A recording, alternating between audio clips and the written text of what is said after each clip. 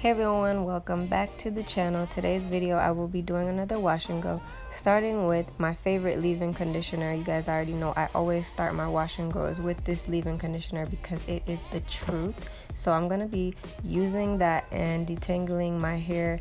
It's already detangled, but it also does a really good job at prepping my hair for my styling product and smoothing my hair out, as you can tell here.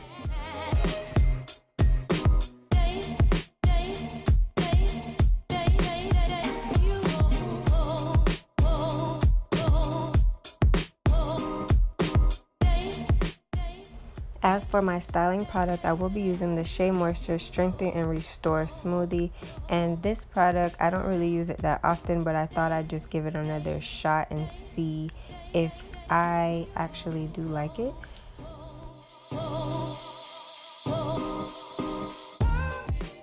After applying the styling product, I always go through with my Denman brush, and this step is very significant because it does help give me a lot of definition and also distributes the product evenly.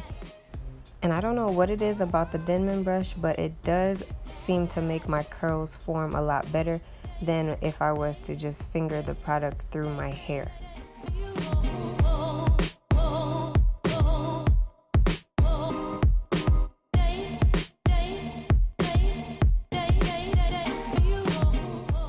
And as you guys already know, if you're not new to my channel, I always coil the front of my hair because the front of my hair doesn't tend to curl up as easily as the back because my front is very damaged.